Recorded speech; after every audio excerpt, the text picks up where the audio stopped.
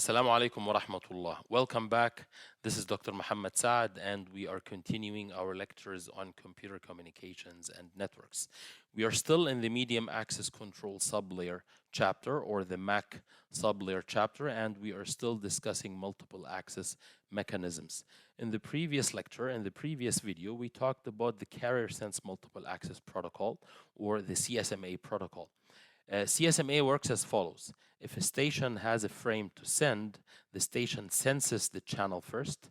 The station senses the channel, in other words, attempts to detect if there is any ongoing transmission. Now, as a result of the sensing of the channel, if the channel is found idle, the station can transmit the frame. If the channel is found busy, the station does not transmit the frame. This is in general carrier sense multiple access. Now, CSMA or carrier sense multiple access is really suitable for wired networks. In fact, it is part of the Ethernet standard, as I mentioned several times before. But some LANs basically use the wireless channel as the communication medium, and we call them wireless LANs, wireless local area networks. And here in this figure, you see two different configurations of wireless LANs. In the first configuration in A, we see a wireless access point as the one we use at home, which is connected through a cable to the rest of the internet. And then our wireless devices, whether laptops or phones or any other wireless devices, can communicate amongst themselves or with the rest of the world through that access point. So this is called an infrastructure wireless LAN. Another configuration is that we have wireless devices that communicate amongst themselves without an access point, and we call that an ad hoc configuration. In both cases, we have a special circumstance here, which is basically representing a fundamental difference to wired networks. What is the main concept which we have in wireless LANs? And that concept does not exist in a wired network. It is the concept of the radio range. The radio range. Now, if we have a wireless device transmitting, that transmission is received successfully only by other wireless devices that are close enough to the transmitter. So the transmitter has a radio range or a wireless range or a transmission range. If the receiver is within this range, that transmission is successful. If the receiver is outside the range, equivalently too far away, that transmission is not successful. So I'm not able to detect this transmission, or in other words, the receiver is not able to receive this frame successfully. So this is the idea of the radio range. Basically, if I'm talking to you and we have a wireless channel that basically transmits our speech, you can only hear me if you are close enough.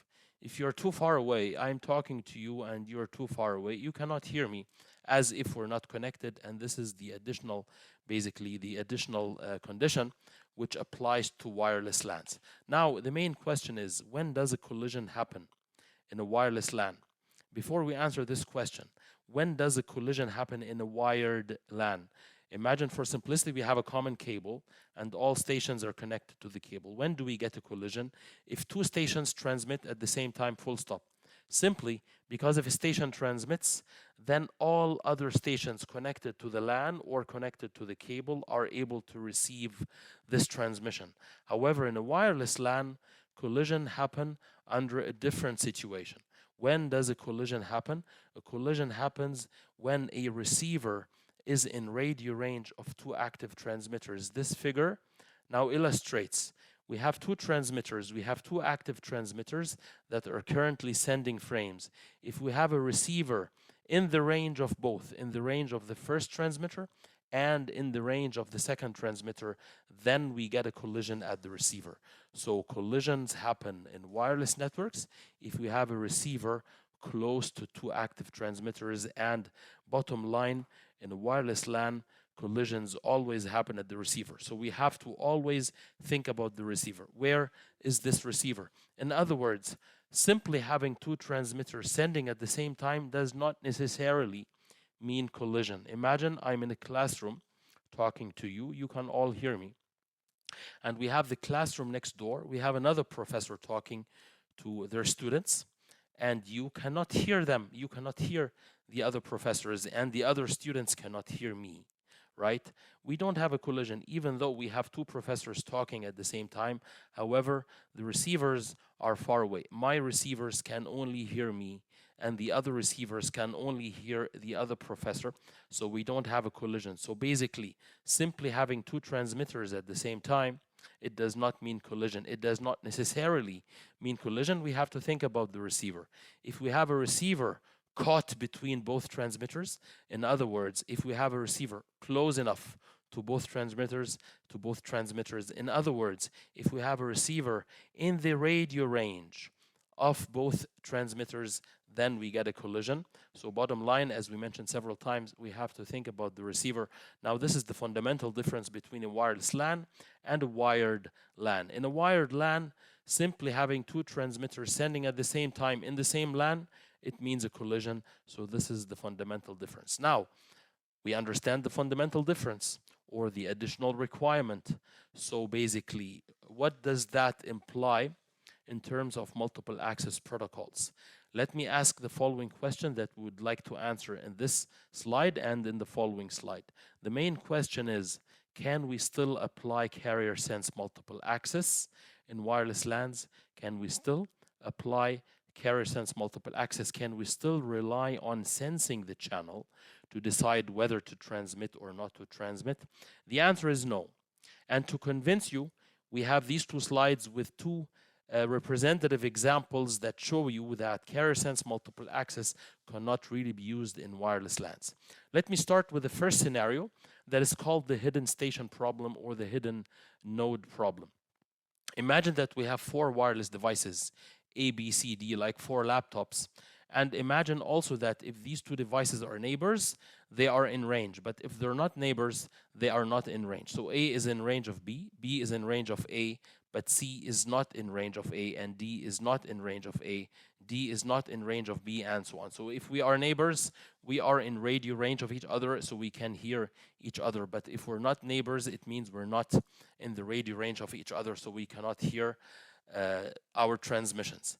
Now, assume also that, as you see here in this figure, so here the hidden station problem focuses on figure A. This is the first example.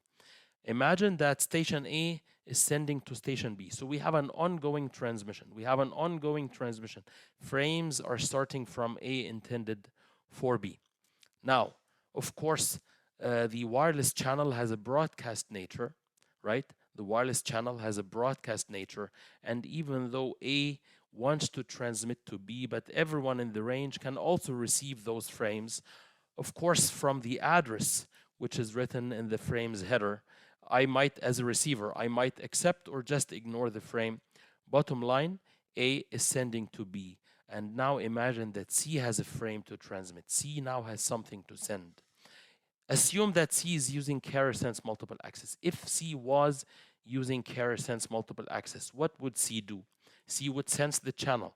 Now in this case, if C senses the channel, would C find the channel idle or busy? Remember, A is currently sending to B, and C senses the channel. Is C in the range of A? No, C is outside the range of A. So if C senses the channel, would it find the channel idle or busy?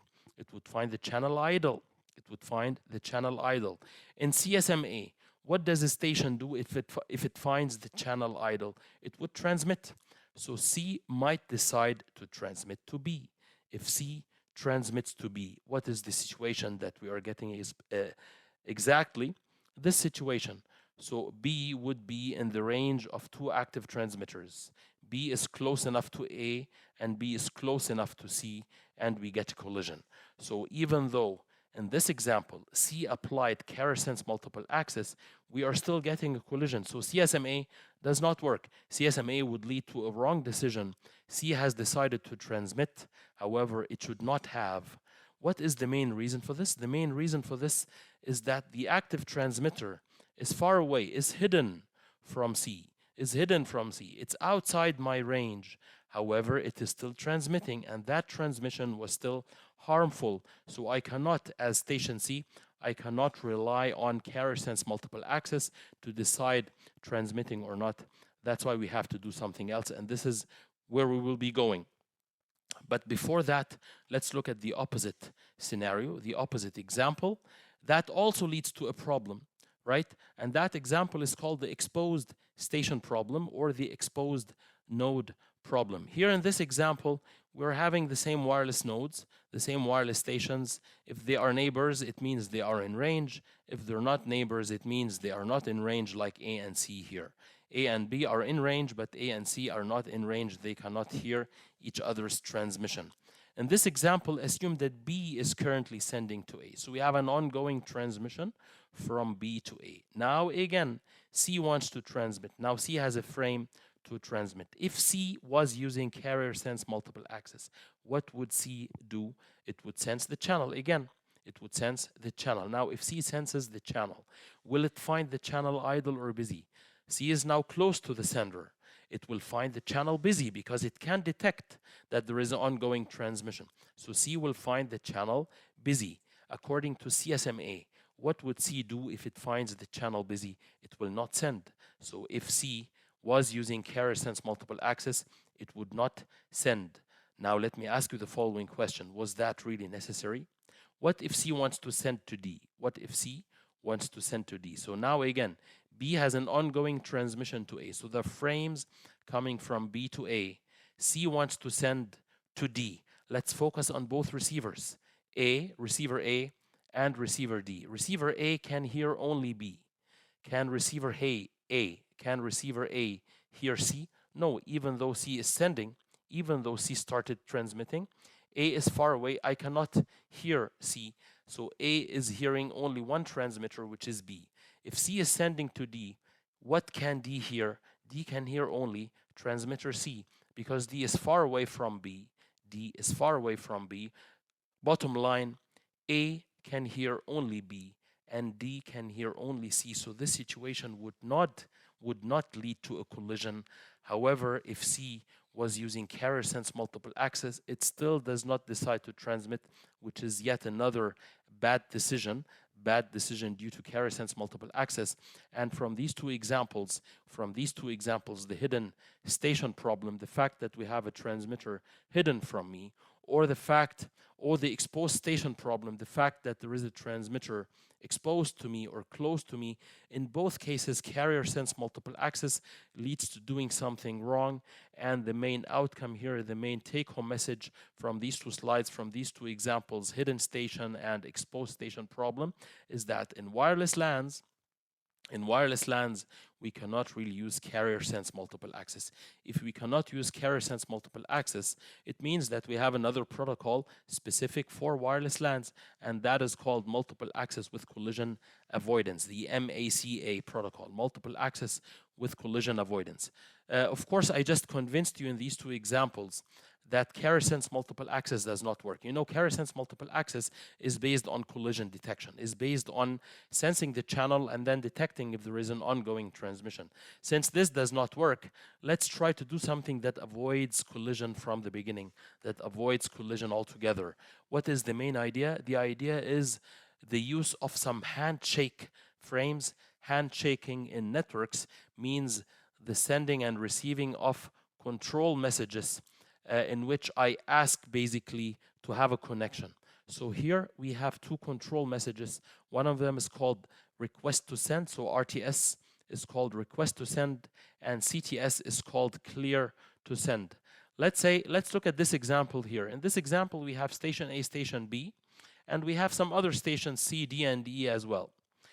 That shaded circle here represents the range for A. So if A transmits something, that transmission can be successfully received by all stations within this shaded circle. The other circle here, the other unshaded circle, represents the radio range for B. So if B transmits something, that transmission can be received by everybody in this range, which represents the range of B's transmitter. Now imagine in this example also that A has a frame that needs to be sent to B. A has a frame that needs to be sent to B. According to the multiple access with collision avoidance, what happens exactly? In Aloha, A would just send without doing anything. In CSMA, A would sense the channel and then only transmit if it finds the channel idle. But in multiple access with collision avoidance, in MACA, which works for wireless LANs, such as the 802.11 standard, IEEE 802.11 standard, and that technique or protocol, MACA, is part of the 802.11 standard, by the way.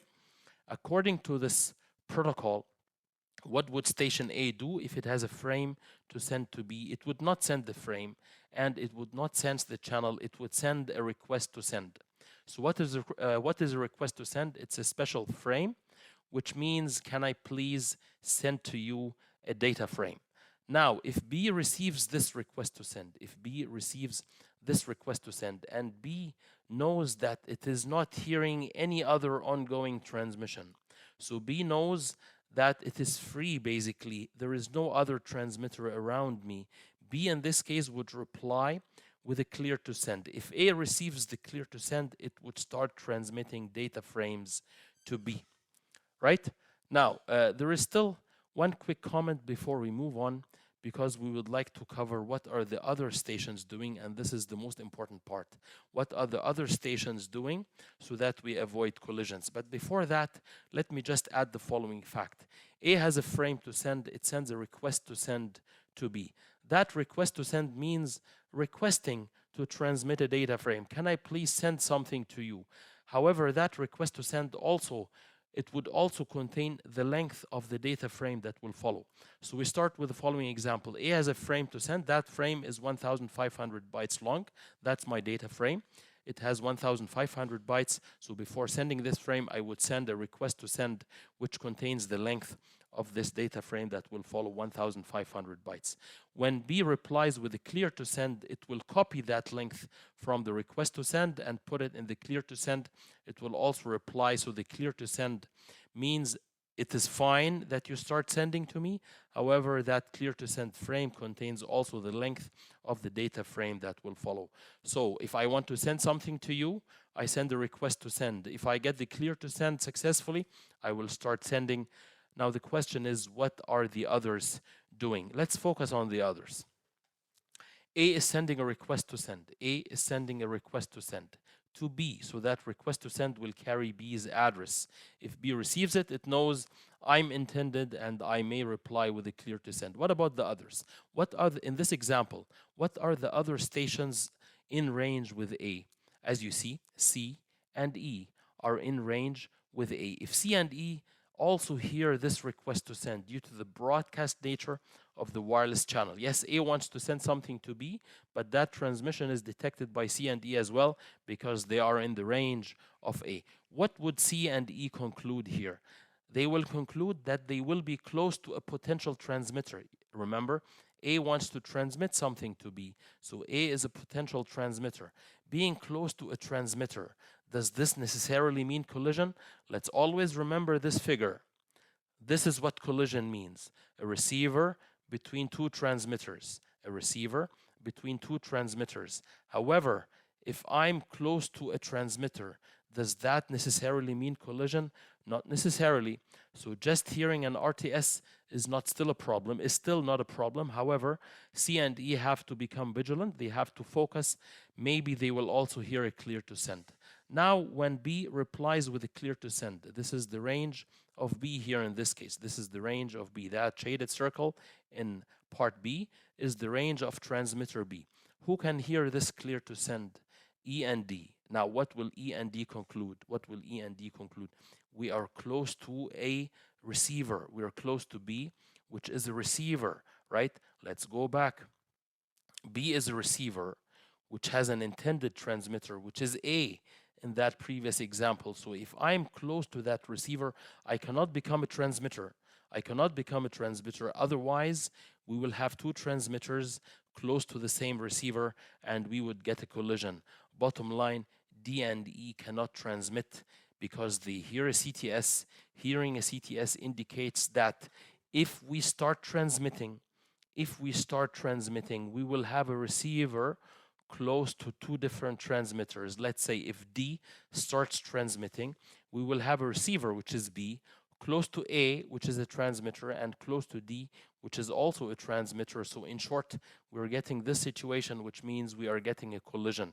Now let me summarize, because the issue is really simple. The issue is really simple. So a station that hears a request to send means that it will be close to a potential transmitter. That's still not a problem. On its own, it is still not a problem.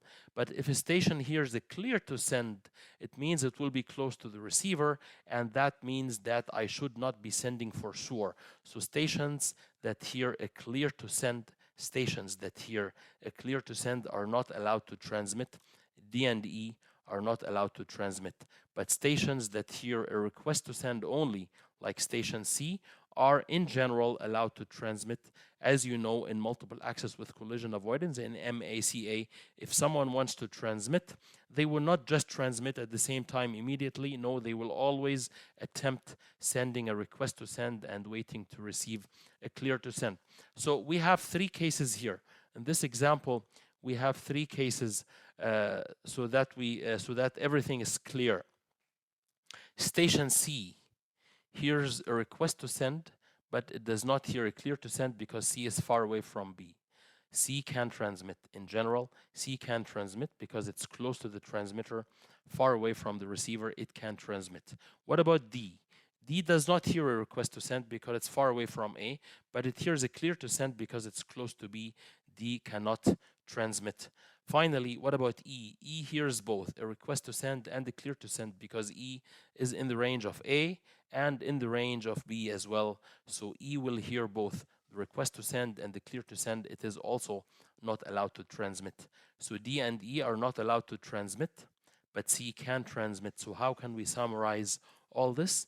As I tried to say a little bit earlier, that's really simple. Any station that hears a clear to send is not allowed to transmit. Any station that hears a clear to send is not allowed to transmit because that station would be close to a receiver, and we need to avoid the situation of two active transmitters close to the same receiver because this means collision. So that's why any station that hears clear to send is not allowed to transmit, full stop. Whether I hear the clear to send only, as in D, or I hear the clear to send and the request to send, as in E. But if I hear this the RTS only, if I hear the request to send only, it means I can transmit. Again, in summary, any station that hears a clear to send is not allowed to transmit. Now, as you have noticed, we are avoiding collisions because A and B, sender and receiver, are exchanging request to send and clear to send so that they can agree to start exchanging frames. At the same time, the stations around us, from hearing request to send and clear to send, can also find out that they need to be silent. And by the way, the comment that I mentioned earlier, why do you think do we include the length of the data frame in the request to send and then copy it in the clear to send? So that when a station like D hears the clear to send, it knows it needs to be silent, and from the length of the data frame, it would have an idea how long it needs to be silent. After that, it can start attempting to transmit by sending a request to send. If there is still an ongoing transmission, the request to send will not be successful anyway. Now, we are avoiding transmissions, so C, E, and D, because they are hearing RTS and or CTS. So some hear RTS only, some hear a CTS only, and some hear the combination of RTS and CTS, and based on that, they can decide to remain silent as to avoid collisions. But the main question is, or the last question is, does this avoid collisions completely? In other words, can collision still happen? Yes, the answer is yes. We can still get a collision. That's why we need a timeout mechanism, and this happens if we get the following situation. Imagine A is sending an RTS to B, and another station is sending an RTS to B at the same time. B will get two RTSs, which means collision. In that case, B will not reply with any CTS because both stations are close to me, so I cannot start any transmission. In that case, B will not reply with the CTS, and those stations who sent the request to send will time out. So bottom line, if I send the request to send, I will also start a timer. If I receive the clear to send before timing out, I will start sending my data frame. But if I don't receive the clear to send, I have to stop. Basically, wait for random time, and then try again by sending a request to send. So collisions can still happen, bottom line, if two stations are sending a request to send at the same time. But as you notice, we're still resolving the issue because we have the timeout mechanism. So A would back off for a random time and then come back trying to send request to send. So let's stop here. And in the next lecture, we will continue with some network examples that use these multiple access protocols that we covered. So we talked about Aloha, Kerasense multiple access, and multiple access with collision avoidance. Let's talk about some network examples or network technologies or network standards that use some of these multiple access mechanisms. Until we see you then, Assalamu alaikum wa rahmatullah.